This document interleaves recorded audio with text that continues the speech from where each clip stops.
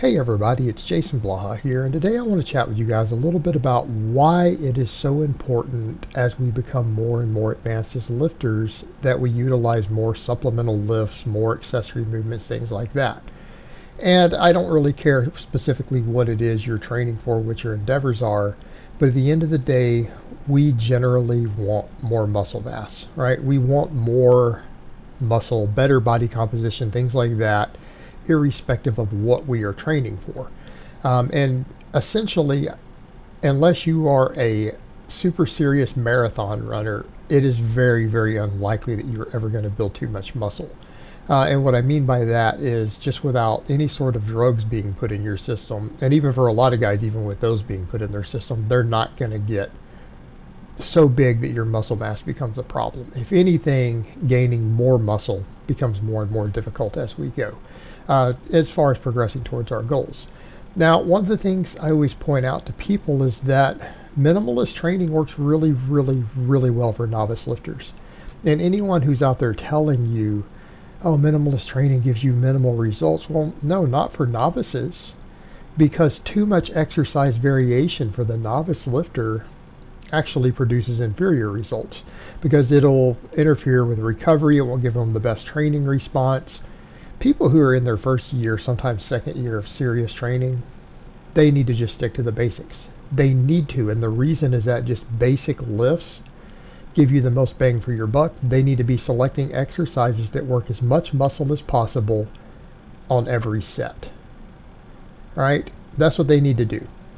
If they have the recovery to handle more pull-ups, they should probably do more pull-ups or chin-ups instead of spending a bunch of time on curls. And I'm not even saying they can't do some curls. I'm just saying it's a misallocation of resources oftentimes because they will detract from the main lifts to do that. And I'll go so far as to say that doing silly stuff like front squats instead of back squats is probably detrimental for the novice lifter. And I know many coaches who agree with that. I'm not saying the front squat for some athletes isn't a phenomenal supplemental lift, particularly if you're going to get into like Olympic lifting, right, weightlifting. But for the novice lifter, it just doesn't work. It doesn't give you as much muscle and strength as a normal back squat would, or particularly even a box squat if you wanted to go that route. It doesn't, and it can't. So as we get more advanced, though, the problem we run into is that your classic lifts start to need more and more and more work for you to continue to make progress on. And what we find is that the more advanced we get, we run into issues of recovery, work capacity, the minimum training volume and stuff that we need to grow versus our weak points and things that develop. In other words, I mean, I've done this stuff myself. I used to use a much larger exercise variation in the past, and I went through my own phase of messing with even minimalist training as an advanced lifter later on in life. And I found that very much what many coaches have said, and something I used to understand but thought I would break away from, was true.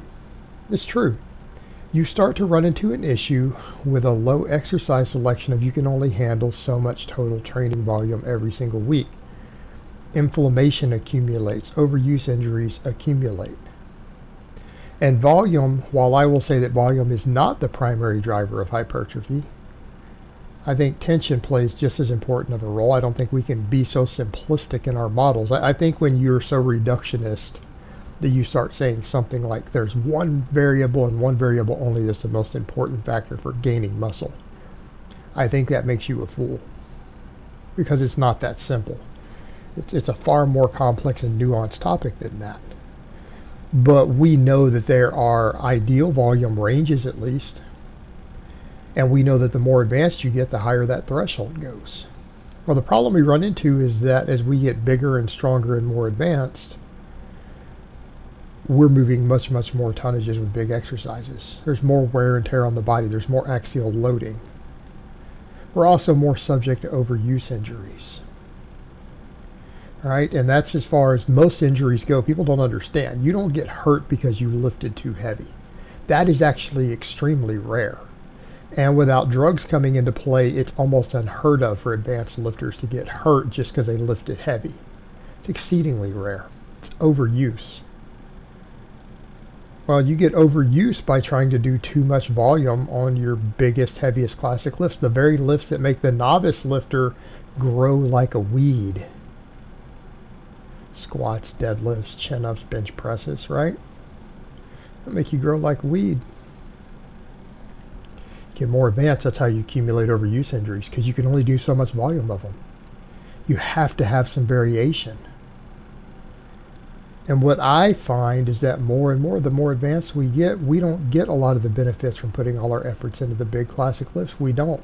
We know the movement patterns. We have them down. The novice needs to spend a year mastering these lifts, mastering them. They will get more out of mastering that lift because they don't perform it perfectly. Get the motor pattern dialed in, get really good at it, get efficient at it, and you'll be able to recruit huge numbers of muscle fibers through your whole body on those big lifts. Once you master them, and it takes a long time to master them. And the more often and more sets they do, the better they get at them, and they're the exercises that stimulate the most muscle. But eventually, we can't handle anymore. And when that happens, you have to scale those things back. And I don't mean necessarily scale them back in terms of tonnage.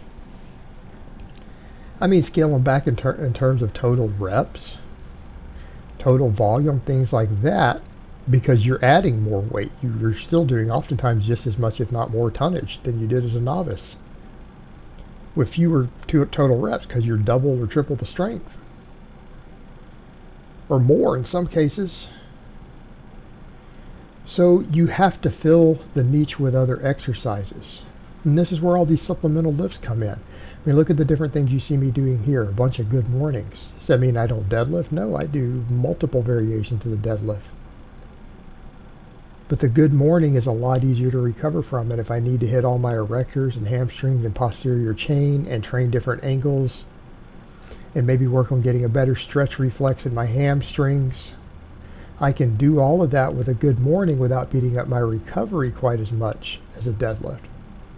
Now, that doesn't mean that the novice lifter should say, oh yeah, I can just do more volume and replace deadlifts with good mornings. It's not the same thing.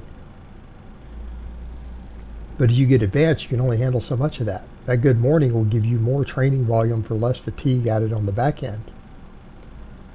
Same thing over here, all these weighted pull-ups. And when we're dealing with different supplemental lifts, we can tune the curves to avoid inflammation. Right? Because what are we fighting against? Overuse injuries. Connective tissue inflammation that eventually turns into an injury.